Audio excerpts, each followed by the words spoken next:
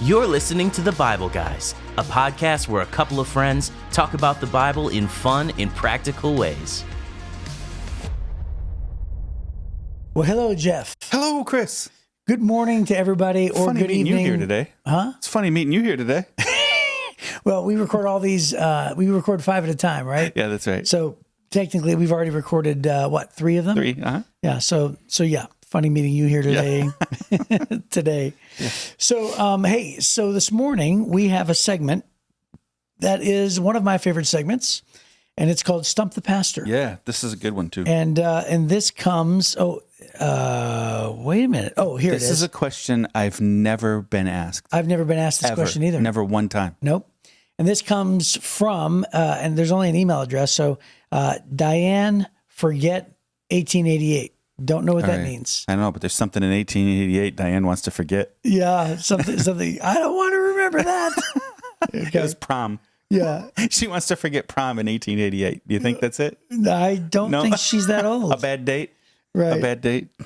Forget 1888. So now if she would have said 1988, I'd be like, oh yeah, that's totally something. That's like an event. Yeah. I want to forget hairdos in 1988. Well, I love the hairdos in 1988. Yeah, okay. I do. I think they're the best. Okay. So this is the question from Diane. Diane says, why did the passage We should read the passage. Why don't you read Matthew 10:23 and then first. ask the question? Yeah, my bad. Yeah. All right, so Matthew 10:23 reads, "But whenever they persecute you in one city, flee to the next. For truly I say to you, you will not finish going through the cities of Israel until the Son of Man comes." Ooh. Okay, and another version says returns. Yes. Right? So here's the question. Why did the passage say that he would return before they visited every town in Israel with the gospel? I never noticed that. I know that the gospel was to go all over the world, but Israel is pretty small. Hasn't every town heard the gospel? Or maybe there's new towns to be? Question mark, question mark, question mark. Emoji with a wondering face. Yes. A question like this? Yes. Yeah. Yeah. So that's a great question, Diane, and it's very cool that you are asking it. Yeah. So whenever we read, especially in the West, whenever we read that Jesus is going to come back or that return. he's going to return, it's tempting to immediately go second coming of Christ. Right. That he went back to heaven and someday he's going to return again. That's not this passage. No. So this isn't a prophetic statement of the end times. Jesus is talking specifically about his own resurrection here. Right. And the way that you know that is verse 16. He says, "Look, I am sending you out as sheep among the wolves."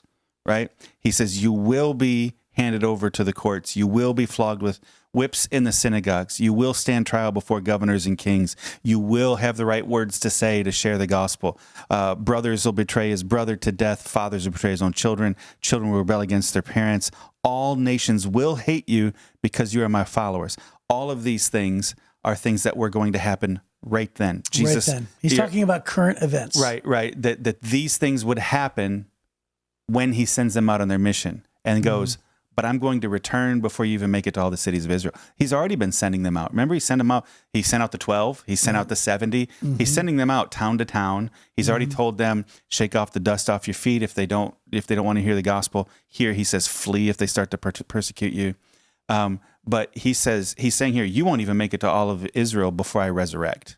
That's it. It's him. It's his coming out party, him announcing, I am the king, I am the resurrected Messiah. And that's what he's telling us, is that that he's going to come back to life before they make it to the rest of Israel. Right. So the Son of Man revealed, and by the way, this is actually connected to a messianic prophecy in Daniel 7. Yeah. Daniel 7:13, where it talks about the Son of Man. That's where Jesus got the nickname from, is he adopts it from Daniel. Yeah. From Daniel. And so when he talks about him either coming or returning or being revealed, he's referring to him being revealed as truly God, because obviously the resurrection now proves every claim that he's ever had about being one with the Father. That's correct. Yeah. Right. Prior to this, many thought maybe he was the Messiah. Some genuinely believed he was the Messiah, but it had not been proven that he was the Messiah. Right. Right. He was going to have to take the punishment in his body. He was going to have to give his blood to pay the price for sin as the Passover lamb. And then he was going to have to resurrect to defeat death and sin and hell and the grave, right? That those things had to have happened. So while they might have believed he was the Messiah, it was not proven, it was not revealed until his resurrection. And so that's what he's announcing is, I will resurrect before you even get the message out to the towns of Israel. So you remember Thor 1?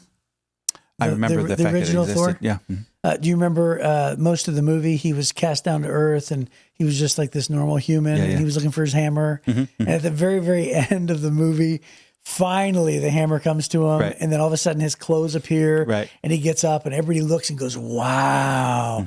And then his girlfriend runs over Jane and says, "Is this how you normally look?" And he goes, "More or less." And she goes, "It's a good look." Remember? And so it's like Thor was finally revealed for who he is, right? With all his, might and power and strength, like, he is the king of Asgard. So I think that it's this is sort of Jesus, who's like living life, knowing that he's 100% God, but also 100% man. And then after the resurrection, guess what? Right. He's now demonstrated his complete deity to every human. They now see him for who he truly is, someone who has the power to overcome death itself. Right. Yeah. So it's cool. So then he, in verse 26, if you keep going, he says, "So don't be afraid of those who threaten you, for the time is coming when everything that is covered will be revealed, and all that is secret will be made known to all. What I tell you now in the darkness," right? This is before his death and resurrection. "Shout abroad when daybreak comes." That's the resurrection. He says, "What I whisper in your ear, shout from the housetops for all to hear." So we know later on, after his resurrection, he says, "Now I have all power. Go everywhere and tell everyone." He gives the Great Commission, right? That's a hint at his Great Commission there at verse 26. So this is how you know he's talking about his resurrection, not about the second coming of Christ at the end of time. Yeah, that's great. So you're going to be persecuted. Go tell everybody, right? And in between those things, I'm going to resurrect. So there it is. Great question, Diane. Forget 1888. Yes. Forget. Wow, you just ripped that off the top of your memory. Yeah. So just want to go ahead and say to all of our other listeners that if you have a question for Stump the Pastor and you would like for us to answer it, we would love that. Absolutely love it. So please just email us at info@thebibleguys.com. And or you can just connect with us through commenting on our pages. We could also receive those comments as well that way. Right. But any type of question that you have, we would love to hear from you. Right. So really good one. That was a good one. I've never even contemplated that concept before, that idea. Have you? No, I have not. Never even crossed my mind. So good job. We learn something every day. That's right. Yeah. Okay. And by the way, we hadn't seen that until like 10 minutes before this. Yeah, thing. that's And right. I scrambled and went, I don't even remember reading that. That's right. That's so right. So we scrambled and found it. And so if we're wrong and you find some theologian who proves us wrong, then they're wrong. Then probably. That's great. But so the Bible is its own best commentary. You can usually find the answer by reading the Bible. Yep. Yeah. So there you go. Here we go. So today we're going to read John chapter 8, verse 48 through 59. And Jesus is claiming now that he is eternal. Yes. Right. So he's been saying, I'm the Son of God, judgment, all these things. Now it says, so he says, but you don't listen because you don't belong to God. Remember, that was what he said yesterday. Yep. You guys are sons of the devil. And so they get mad at him, maybe because of the words Jesus uses. And he said, the people retorted, you Samaritan devil, didn't we say all along that you were possessed by a demon? No, Jesus said, I have no demon in me, for I honor my Father, and you dishonor me. And though I have no wish to glorify myself, God is going to glorify me. He is the true judge. I tell you the truth, anyone who obeys my teaching will never die. The people said, now we know you're possessed by a demon. Even Abraham and the prophets died, but you say anyone who obeys my teaching will never die. Are you greater than our father Abraham? He died, so did the prophets. Who do you think you are? Jesus answered, if I want glory for myself, it doesn't count. But it is my Father who will glorify me. You say, he is our God, but you don't even know him. I know him. If I said otherwise, I would be as great as a liar as you. But I do know him and obey him. Your father Abraham rejoiced as he looked forward to my coming. He saw it and was glad. People said, you aren't even 50 years old. How can you say you have seen Abraham? Jesus answered, I tell you the truth. Before Abraham was even born, I am. There it is. At that point, they picked up stones to throw at him, but Jesus was hidden from them and left the temple. Yeah, there it is. We already hinted at the I am statements a couple days ago. Yeah, but this one is This clear. is a full-blown declaration. Yep.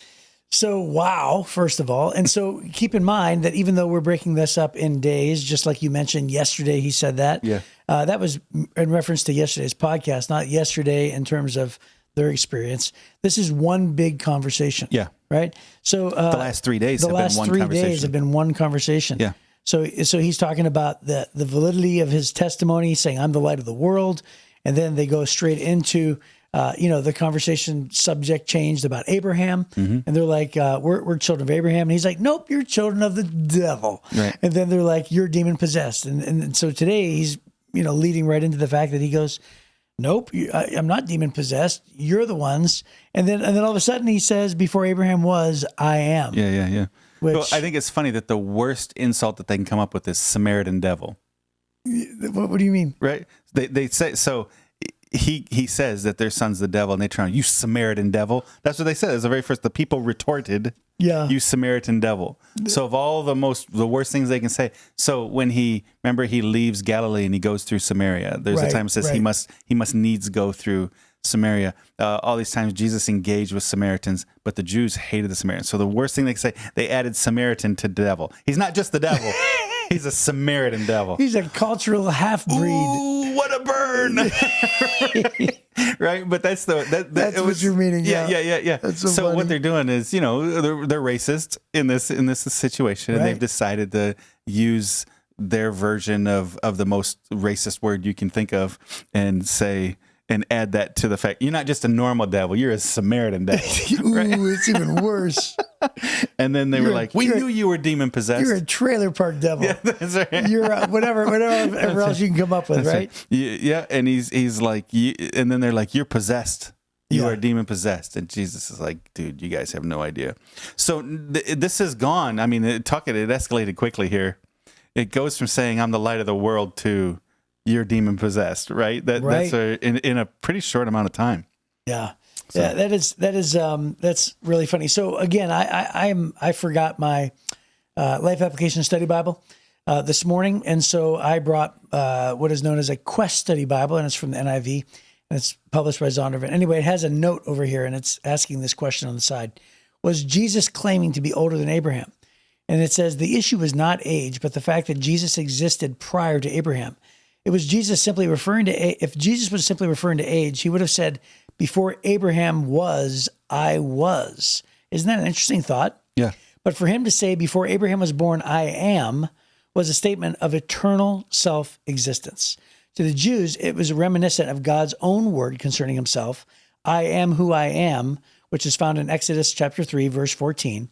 Jesus was clearly claiming deity, leading to the spontaneous desire to stone him for blasphemy. Yeah. And Exodus 3 would have been what God said in the form of the burning bush to Moses. Yeah. Because he said, who are you? Yeah. Remember Moses? Who am I supposed to say sent me? Yes. Who am I supposed to say sent me? And he said, if they ask you, tell them I am sent me. He said, tell them I am that I am. Yes.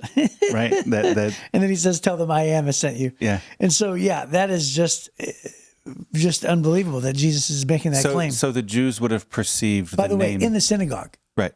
In the synagogue, in the treasury. Yeah. Well, in the temple.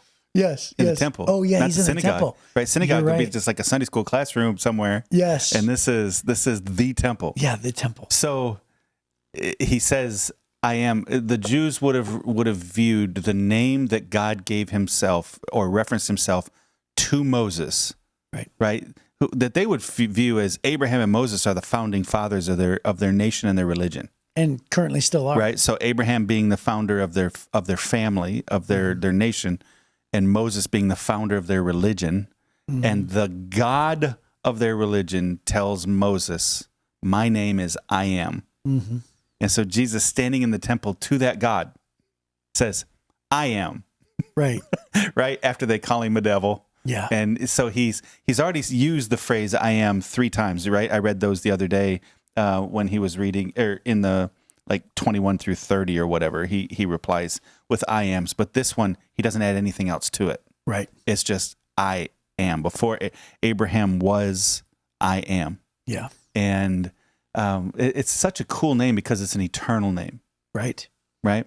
And Right. that's kind of what the note that you were talking about. Yeah. Instead of saying I was. There is no other way for his listeners to hear what Jesus said Mhm. other than to hear him say, I am God in the flesh. Right? That's what he just did right there. Mhm. And and so they decided they're going to kill him for it, which is just astounding. Mhm. Right? So here's the guy. Remember, we didn't even talk about this yesterday. Remember yesterday he says, hey, who can accuse me of any sin? Go ahead. Right? The Right. proof's in the pudding. Right. So you guys want to kill me. You want to murder me. But Right. none of you can prove I've committed any sin. Which, by the way, that's a claim. Yeah, I can't say that. Zero sin. Yeah. Zero I'm not going to sin. get up on stage and say, who can prove I sin? My wife would raise her hand just like that fast. Right. And by the way, like, think about, attitudes and thoughts, like all of those are sinful Yeah. sometimes in our lives. And Jesus is saying, I am without sin, which is Right. crazy. And so he's like, you guys are accusing me. You're so full of hate. You're so full of evil. But there is no sin that you can even lay your hand on except this one. If he's not really God, that's full on blasphemy. Right? Right. And so this is where they finally decide they're going to kill him. They're going to kill him on the claim of being God. But the rest of it, they had nothing else to grab a hold of. They had no other accusation of him doing evil, doing wrong, abusing people, taking from people, hurting people. They have no accusation of him being evil in any way. Mhm. And so then it's in that context that he finally just goes right to the point and says, let me just be as clear as I can be. For Abraham was, I am. So, It's just so powerful. when I was a youth pastor, actually, it was before I was a youth pastor. I was still in Bible college. And I had gone to Bible college. And when I had come home for the winter break or something or summer, my pastor at my home church asked all of the college students to speak on a Sunday night. So we all he just gave us like shots, right? Like Right. reps. And so there was probably 250 people in the audience. I was super nervous. And I preached on the passage where Jesus was betrayed in the garden. Now, do you remember where Jesus said, I am in the garden? Yeah. And they all fall down. And they all fall down? Yeah. Well, it says there were I don't know if it was a legion of soldiers, but it was just a huge amount of soldiers who'd come to the garden. It was definitely overkill. I think it says 200. Okay, So I think it's John says there's 200. Yeah, so maybe Mark. And just an insane amount of people to arrest one man. Right, Is right. what I remember. Right. Right. And so I said, okay. So I'm going to do a little illustration, and I did like a little skit during my sermon, right? And so we brought up like an entire crowd I brought like the whole youth group on stage, right? I brought like 20 of them, and I said each one represents 10 people or whatever. And I said, okay, here's basically what they did. And then they asked the question, who do you claim to be or something? And I said, I am. And all of them backed up, stumbled, and just fell down the stairs. And because the altar was like stairs, and they all fell down, and the audience laughed so hard, and they all started cheering. Right. But it's like the power of that statement in the garden sends people backwards. Yeah.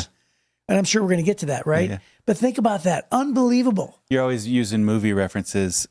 Every time I think of that, remember when Gandalf was standing on the bridge? You shall not pass. Yeah. And you kind of have this sense of, wow, Gandalf is a lot more than we thought he was. Right. We think Gandalf's kind of like a trickster guy, can do a little bit of magic on the side. Yeah, Poof, yeah. don't look over here, right? Right. And all of a sudden, he comes up against this massive demonic thing, and suddenly he has so much power, right? And that's kind of the Jesus moment of that I am at the garden, where they all fall down. But in this one, it's a declaration of I'm God, right? So it would have cemented his believers and his followers, and it would have made the people who hated him hate him even more, right? But he's saying this in the context of eternity in every way. So he's declaring he's eternal with the name I am and that he is God. But he's saying everybody who believes me, he said, I'm not looking for glory for myself. It's glory from God, and God's going to give me glory, right? He's referencing the Trinity, how the Trinity works there. But then he says, the people who believe me will never die. And they're like, come on, even Abraham died. Right. And they're thinking literal death. Physical death. Right. But Jesus is walking both in the physical and spiritual all the time, which is the way I think Adam lived in the spiritual and the physical all the time. Right, because God was present and walked in the garden with him. Yeah, God would come in the cool of the evening and they'd walk in the garden together. Right. So he had both the spiritual, and then when we died, he walks yes, with me that's right. and he talks. So then when we died, so then when we sinned, I love that hymn. me too. When we sinned, his spiritual died, and so the Bible says now we are dead in our sins. Right. Even while we're living, our bodies are alive, but we're dead in our sins. And then Christ makes us alive, and he's talking about our spirit comes alive in Christ. Then our body will eventually die, but our spirit will never die. That's what he's talking about, right? Whereas he's talking about hell is the second death. That's an eternal spiritual death. So Jesus is straddling the physical and the spiritual, and both are real, completely and totally real. You and I are not living in total reality. We're only living in the physical. We're not living in the spiritual. Jesus was living in both. So when he's saying the people who follow me, sure, the vehicle you're riding around in is going to rust out someday. Right. Going to take it off to the junkyard. But you, who you really are, will never die. And they're so narrow, and they only can think of the physical, that they're like, you are nuts. And then it's in that context of both the physical and spiritual, Jesus goes, I am. I don't know the name of the person in the Old Testament who says, Father, peel his eyes back so he can see the chariots of warriors. It's Elijah. I know it's Elijah, but it's his servant. It was his just servant. his servant. He has no name. I think he does, but I forgot his name. Okay. But yeah, it was his servant. But yeah, remember when his eyes were peeled back, and he says, peel back his eyes so he can see. Yeah. And he saw the spiritual. Yeah, And he saw all the chariots and all the soldiers. Well, they were afraid that they were going to be destroyed by this army. Yes. And Elijah had no fear at all. And his Right. servant couldn't figure out, why aren't you afraid? Right. It's like, man, my boss is so courageous. Yeah. And then he's like, I'm not afraid because God let him see. And then God peels back the spiritual, and he can see all the armies of heaven right there ready to protect Elijah. So that is probably, in my opinion, the best example of what is happening around us spiritually. Yeah. So here are all these armies right there, and Elijah's like, just let him see what's really true. Yeah. Right. And all of a sudden, and he goes, oh, well, I'm not afraid at all now. Yeah, right. exactly. It's like, wow, we have you outnumbered. Yeah. It's like when Thor comes into Wakanda. Oh, you guys are in trouble now. That's what the Hulk says, right? Bruce Banner says. So it's like, yeah, that's the same thing. Well, that's what Jesus is doing. And then, by the way, I have to make notation of this. Go ahead. They're really bad at guessing ages. Jesus was only in his young 30s. Yeah. And they're like, you're not even 50 years old. It's like 50 years old. Jesus is probably like, I'm not even 40, buddy. Do I look that old? I'm not even 35. I'm in my young 30s, bro. Yeah. That's like the worst guess ever. Yep. So he makes this declaration, I am, and then at that point they picked up stones to throw at him. This is the beginning of the end. It's the beginning of the end. And then he hides. Right. So you can imagine after all this tension-filled conversation, Jesus is like, I'm going to drop the ball. Drop the bomb. Drop the bomb. Not the ball, but the bomb. He's going to drop the bomb and slip away. Yeah. That's what he did. So, Yep. Well, we will definitely find out where it goes next time on the Bible Guys.